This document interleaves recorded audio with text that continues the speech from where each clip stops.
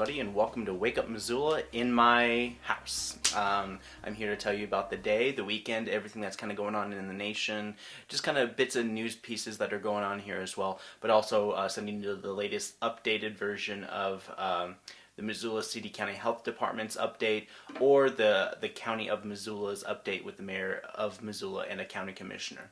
They usually kind of do like a recorded video call between the two of them where they address the people and concerns about how we're moving forward, what's happening, and especially this week is the big week where a lot of people are starting to see more of that stimulus checks coming in, the $1,200, and a lot of things that are happening in the news for sure. I have a couple fun things to keep your mind off of things, but I have a lot of other things to talk about in terms of City Council, who for the first time met via conference video calls that we broadcast on our channel 190 on MCAT. You can locate the video as a whole at mcat.org, channel 190. But I'm going to kind of go through the clip notes and kind of show you guys exactly what's happening with that. But first and foremost, I'm going to talk to you about the weather just a little bit. The weather has been bouncing back and forth within the city of Missoula. Last Friday I didn't talk too much about it because I thought it was going to be a nice weekend, which it turned out it definitely wasn't a nice weekend, as the snow fell the day after I said it might be fine, but it wasn't. So we kind of bounced back and forth with snow, no snow. There was a good cake of snow the last couple nights, 2 nights ago I believe, and it was like overnight. Within an hour, basically 2 inches of snow, and it became all disgusting and gross. And pretty much, if I'm looking out the window right now, I'm noticing that most of the snow that has fallen is pretty much gone and melted. So this has been an interesting Montana spring as well. But let's talk about some things that are happening. Literally, the Friday after my show in the afternoon, there was it was a really nice spring day. But a man attacked folks on Mount Sentinel. I'm sure you guys already heard about this in Missoula. He was confirmed to be Jaron Kuntz, who attacked a woman and her 13-year-old son. The 13-year-old ran down the mountain as his mother was being beaten. By then, Kuntz had fled up the mountain when he came upon 2 brothers.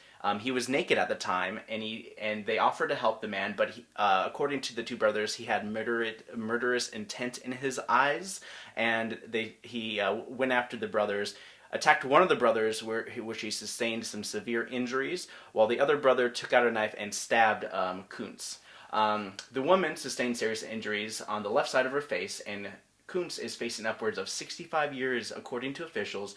But the story doesn't quite end there. Earlier this week, his brother, Jacob Kuntz, posted on social media blasting the ineffectiveness of officials who said they could not force Kuntz into a psychiatric care without his consent.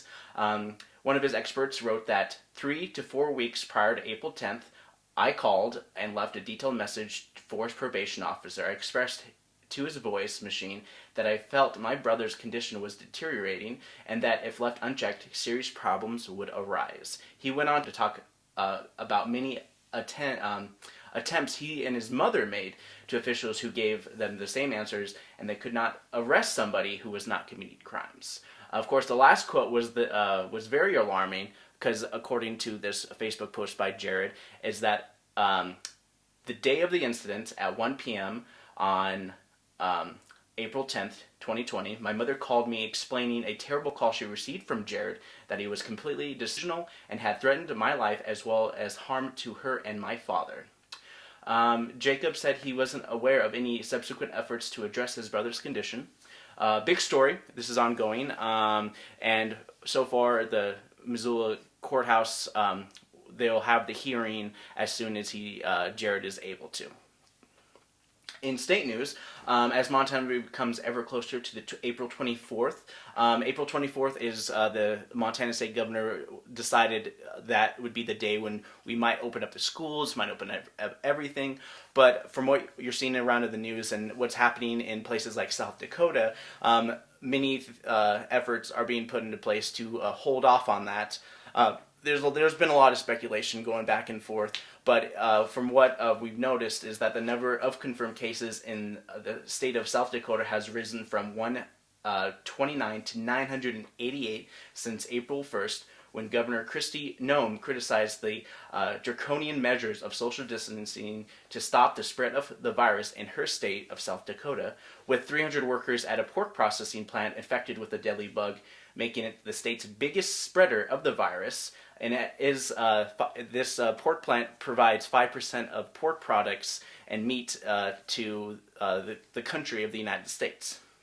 South Dakota is among 5 rural states, all led by Republican governors, still resisting quarantine measures, including Arkansas, Iowa, Nebraska, and North Dakota. National news, and of course, so far the U.S. is still looking for that peak in the coronavirus. There's still new cases. They're really worried about the second wave, and this story is from NPR. Public health experts say social distancing appears to be working, but we're not out of the woods yet.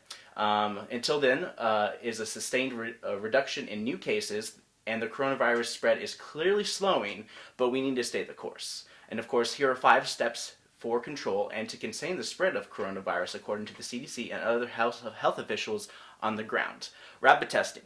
That's one of the big things that has been a problem for a lot of rural states like Montana, is trying to figure out ways to test people at a rapid pace and be able to prepare areas so they can get tested, and they want to help prevent the spread and have an easy way for people to get tested. Tracing contacts is a big thing. So even if you don't have it and you're asymptomatic, as many health officials are worried about people, especially in my age bracket, they want you to make sure that if you do contract it or if you do get tested and you do have it, make sure that you should probably have a logbook of the places you've been in the last 2 weeks, just to kind of keep up on it. I don't know, it's just advice I'm giving you just to think about where you go and who you get in contact with, because a lot of people, they still go out, they still see their family and still see that and check on to see if they're doing fine, delivering groceries to prevent any kind of unnecessary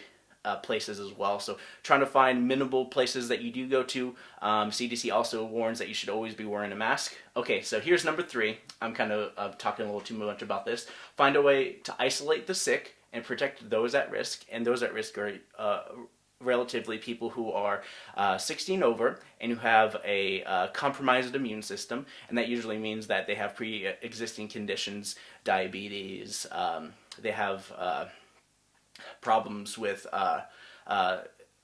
cancers in the past and stuff like that. So if you're already sick, it's even worse if you get this virus. Hospitals need more space for victims of corona.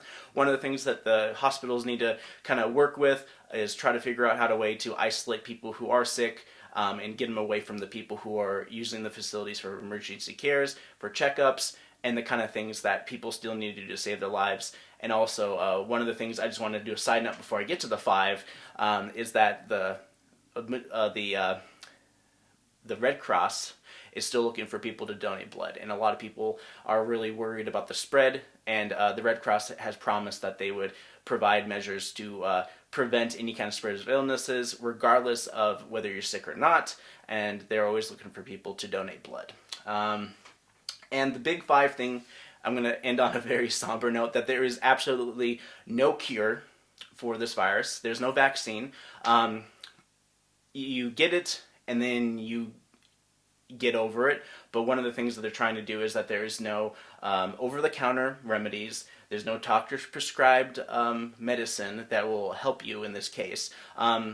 It might help with you could get medicine and stuff like that for your symptoms, but if you have the virus, nothing will cure the virus. And if they do come up with a solution, it would be a vaccine. It would be given to the healthy population to prevent the spread of the coronavirus as well. So that's kind of what's happening in the news in and around the world today. I'm going to stop talking there, and I'm going to show you some new programs going to be airing on MCAT. And when I come back, I'm going to be talking about some movies that are coming out this week, last couple weeks, some streaming stuff. So stay with me. So the Center for American Women in Politics has this program called Montana New Leadership. And you have to write a grant or a proposal. They only pick one university for each state. And so we were selected 5 years ago. You go through very extensive training. And you put together a 5-day institute to make sure that you're training the next generation of women to be successful not only in public policy making, but in a business. And so We are doing this again this June, and we select about 20 students. It's open to every Montana student in the Montana University system. So even though it's at it's open to the entire Montana University system. You just have to be a Montana resident, a sophomore, junior, or senior. And we've had about 20 students each year. So the idea is that you have this cohort, you're training the next generation. And it is that fourth class of winter where the captains start to assimilate all the knowledge that they acquired, what they learned from the Indians, and what they recorded themselves. And they produced a map. John Logan Allen is a cartographer and a historian. He's one of my favorites. And he tells us that this map that the captains produced that winter is the single greatest contribution from the expedition, because for the first time, the two coasts of the North American continent are tied together. This had never been done before.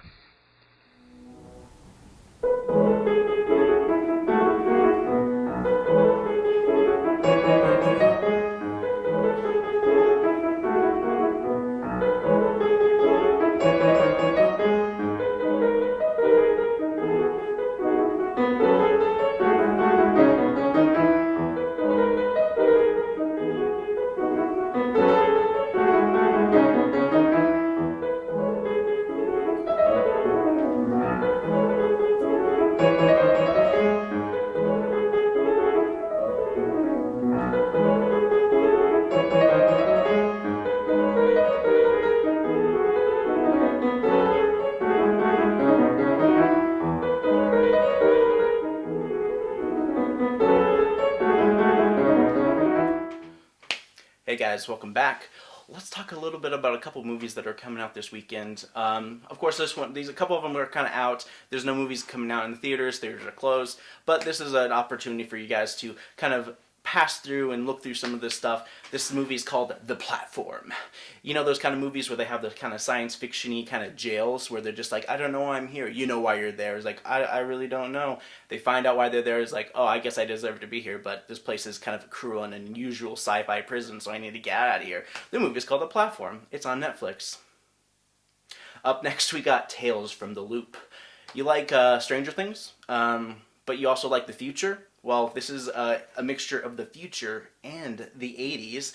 If you like Stranger Things but hate Netflix, jump on the Jeff Bezos train with Amazon, original called Tales from the Loop. This is like Stranger Things if it was depressing.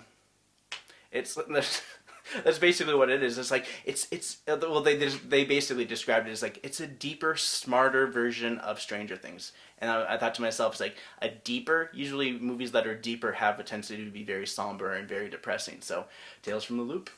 But anyways, it's one of those series that is based in the 80s, also based on a book. It's kind of like what they did with A Quiet Place and that one other movie that's streaming on Netflix.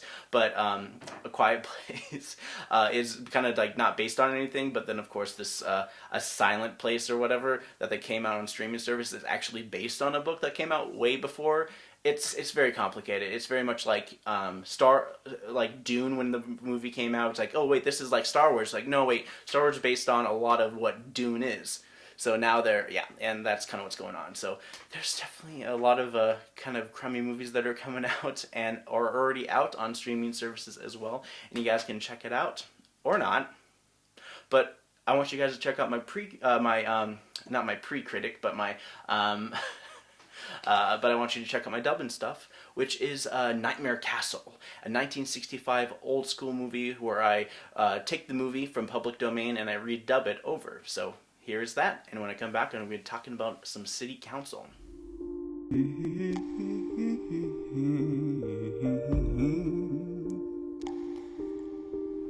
Huh? Who could that be?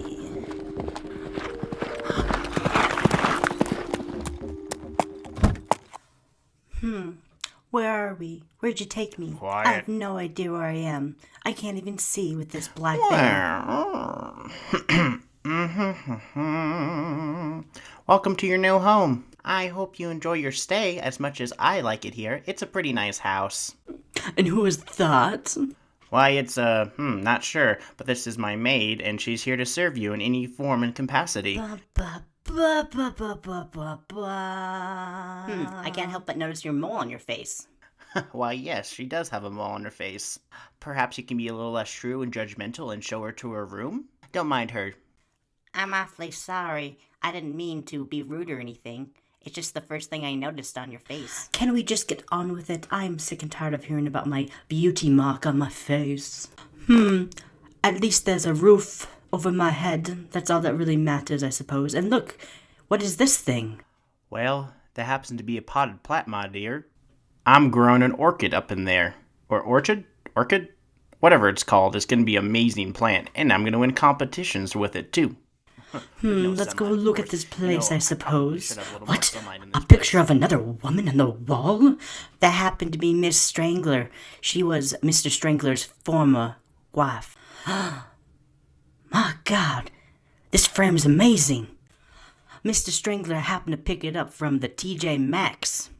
Sometimes I like to go in there just to yell at the retail workers. Whoa, hey guys, wait up. Fine, I'll just take off my coat. Will your new wife be joining us for dinner? Well, does our accents keep changing? I suppose, if you're really paying attention and rewatch this video. Pretty, pretty, pretty, I like being pretty. Oh! A hiss, Ooh, hiss, hiss. good, A good, hiss, good. hiss, hiss. Excuse me, you're interrupting us talking behind your back. There's a snake right there. Well, your fear is delightful to me. Very comical indeed. It's the snake's not poisonous. It won't stab you in the back. It doesn't judge you. It doesn't smile. It doesn't really laugh. Cause you ain't funny. It's just a harmless little snake. Perhaps it's more scared of you than you are of it. I bet you have a whole explanation of why we even cut to this particular spot in the movie. Well, the previous scene was over, so we decided just to jump on ahead to my lab, and I have all these beakers and... Can you not make light of the situation? If you're gonna get people to watch this movie, it has to make sense. I say a hip hop, a hippie to the hip hip hop. You don't stop the rockin' to the bang bang boogie. So what shape the boogie? To the boogie, to the boogie. Can't think of the rest of the words. Do you think this is some kind of joke? Actually, the next part is what you hear is not a test, and I have forgotten the rest of the song. Much like rap, it's really hard to come up with the lyrics to match the flow. But a lot of freestyling rappers, like myself and perhaps you, can always rely on a crutch. Now, everybody has a rap crutch that allows them to say things like, I'm Reginald Strangler, and I be strangling these rhymes from up top down low, don't believe me, then I'll show. Stuff like that always works for me. You see where I'm coming from? Does that make any sense to you? Because sometimes you gotta write things down to make it flow. Wow, I'm really jealous of your flow. Perhaps you can show me a little bit more about this flow you're talking about, and maybe my rap skills can improve. Well, perhaps... You know, I've been kind of coming up with a formula that helps people rap. Would you be interested? Don't do it! Don't do it! Don't do it! Don't be a raptor!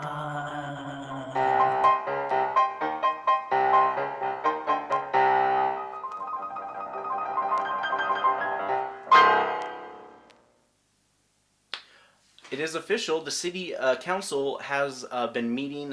This is the very first meeting that they've had with this continuation of social distancing. A couple of the members left. They weren't in the meeting where they addressed the additional powers that they gave to Mayor John Engen. This was a voted on thing that they would be for the month of April. They'd give additional powers to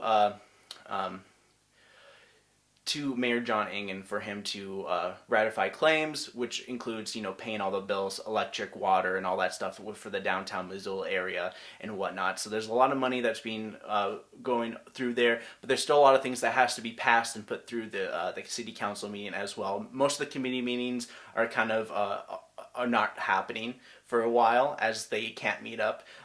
Many of the things that are happening as well is that they're figuring out ways where you, the public, can put your input onto the city council meetings. And here's Mayor John Engen talking a little bit more about how public comment and how the city meetings are going to move forward in the meetings.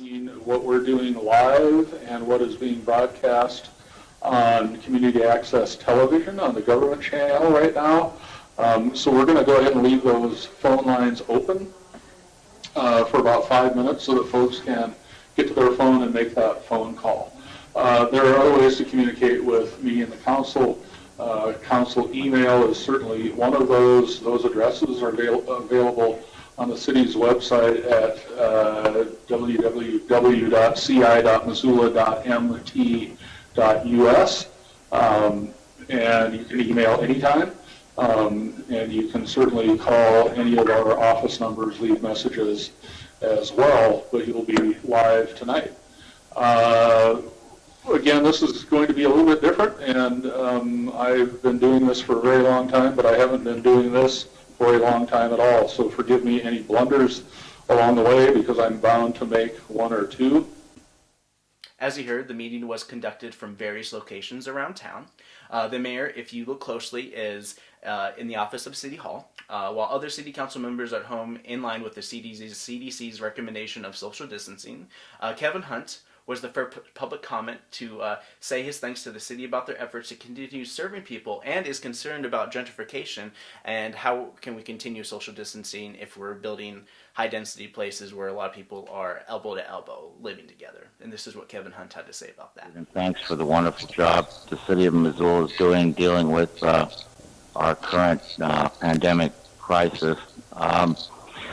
My first item I just wanted to comment on was I read a very short story today indicating that the city had put money down on the Sleepy Inn, which is a rather iconic landmark in Missoula. And in any event, I would like to urge the council to repurpose that as is for houseless persons, especially since we are sinking rapidly into a depression. Of course, this is continues that there will be more opportunities for public comment in the future by calling the number, which will be on the screen as you just saw it. Most of the meetings, they'll have a constant number right there. You kind of call in, they have somebody that puts you on hold, and then they tell the city council that you're going to be doing a public comment, kind of like call waiting, and that's kind of what they're going to be doing with the city council meetings moving on. The city, of course, had a shorter meeting. This is like a very interesting kind of thing, how they're moving forward with this. And many of the things the city wanted to talk about were construction and waiving certain noise limitations in the downtown Missoula area. For constructions, you know, there's a noise ordinance in the downtown Missoula area that you can't exceed between 10 and 6 a.m. And they wanted to waive that to have additional construction for people to move forward. If you haven't even seen downtown Missoula Higgins, because you're being good like me, in the downtown Missoula area, that they stripped part of Higgins Avenue and they're repaving it moving forward. The city moved along in their city council Zoom meeting. The members continued to praise the health department and people working to curb the coronavirus. Of course, here's a montage. I just got a whole bunch of city councilors praising the community during this difficult time. And of course, I edited it down for timing. I have to say I'm very humbled by all the efforts that I see out there trying to help our community get through and move forward. And I'm also very proud to call this community my home. And I wish everyone much health. Thank you, Mr. Mayor. I too want to extend my thanks to the essential workers in our community, not just the medical workers, but especially the grocery store workers. I mean, these guys are coming to work for pennies on the dollar. They're not making nearly as much as a doctor would. That doesn't make either job more or less important. They're both incredibly important, but I think it's important when you're going to the grocery store to pick up that food, to feed your family and to sustain your family, that you thank those workers that are showing up for maybe 10, 11 bucks an hour. I think it's truly incredible, and I also want to thank Mr. Mayor and the city government of Missoula and all the staff. We've done an incredible job. I mean, last I checked, we were less than 30 cases in a city of 70,000. That's pretty remarkable. Everybody's really put themselves on the line to make that happen and put their life on hold. So big thanks goes out to everybody in the community, and keep it up, and we'll get through this.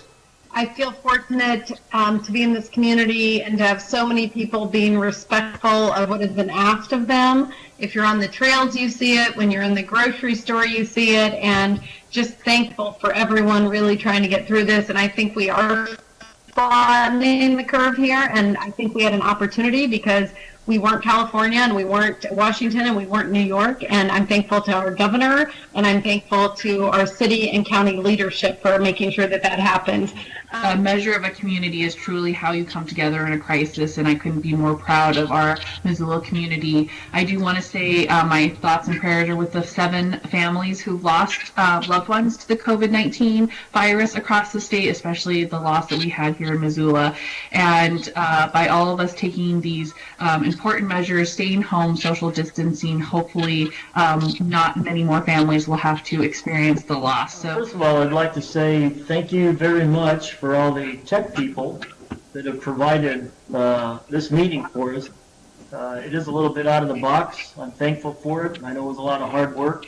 I also want to thank my wife, too, for turning on my computer this evening. So thanks, everybody, for all your hard work. By working together, we are going to get through this, so we really appreciate it. Of course, the mayor also had some informative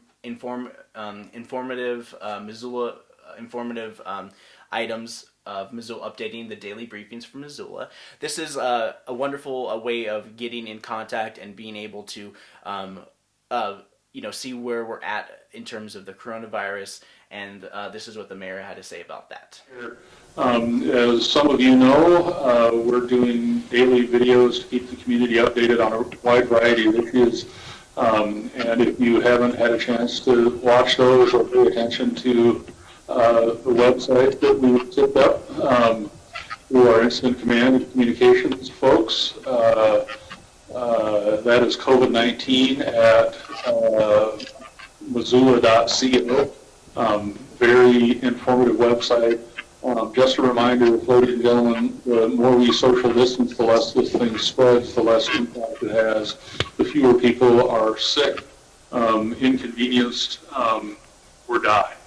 This is serious business, and you have largely taken it seriously, and I'm grateful to you for that. Please continue to do so. It's very important. We'll get to the other side of this, but only if we continue to work together. So thank you. Of course, I will have one of the most latest videos from the City County Health Department or the Missoula County. Cindy Farr has been giving regular updates on a daily briefing about the coronavirus, what's happening. Most of it's been like social distancing, keep strong. She's been appearing to keep solidarity for the Missoula community members who are stuck at home, who some can't work from home, and also giving praise to people who are working in service industry as well. Gwen Jones also goes into more details about the website, which is covid19missoula.co for county, and this is for concerns about homelessness, food, and just being able to connect if you're really worried about being homeless or trying to get food to support your family during these difficult times. This is a wonderful website, and Gwen Jones, the city council member, talks a little bit more about that. The website that the mayor referenced it's covid19.missoula.co, and that website is a one-stop shop for so many questions related to coronavirus and what it's doing in our community and what resources are out there. Shelter and housing, food, testing if you need testing, if you meet the criteria, all sorts of school information, business assistance for small businesses, and last but not least, donations, because there's a lot of people in this community that are going to be needing help, so donations going to United Way, food bank, all sorts of great entities that we have in Missoula. So it's a one-stop shop. I recommend everyone pull up that website, take a look at it. If you need help, it's there. If you want to give help, that's a great place to look. The city talked more business to increase money. We're moving on to other things that are happening. One of the things that are happening within the city of Missoula is that they're doing a lot of construction. So those jobs are still happening within the downtown Missoula area, if you haven't noticed. And one of the things is the build grant. And the build grant was awarded $13 million to the Mullen Street projects. And part of this was to provide money for connecting roads, trails, sidewalks, and all that stuff. They had it was $13 million, but they originally asked for $26 million. And right now that the city's doing an additional $270,000 roughly to the Mullen Street project. Jeremy Keene, Public Works Director, talks briefly about the project. There's lots of information out there if you look for it, and we'll have a full presentation on this budget item on May 4th with the hearing. Of course, as you see, this project will connect Mary Jane Boulevard to the Mullen Road into an already approved housing development to connect Mullen to Broadway and hopefully divert traffic from Flynn Lane. Flynn Lane is right in front of a school, and they wanted to help prevent that. Of course, one of the things that they're going to be talking about is that this is going to be a public hearing, and by public hearing, it's going to be it will probably be another meeting that's going to be via Zoom, via video casting, but it will broadcast it on our channel 190, 7 p.m. on May 14th is where they'll be talking about this build grant and additional money to increase the money that will go towards this 3 miles of new collector and minor arterial roads, 3.7 miles of new trails, and 0.5 mile of stream restoration and flood control. This is money on top of that $13 million build grant that was already awarded. Most of this meeting was about cities' efforts to distance themselves and be able to connect to the community via phone call. You can go to ci.missoula.mta.us to get in contact with your ward rep, and they can help give you a voice for future city council meetings as well, and you can move forward on those concerns about the next public social distancing meeting, which will happen next Monday. But of course, like I promised, here is the latest COVID-19 video from the city of Missoula, talking a little bit more about where we are with COVID-19.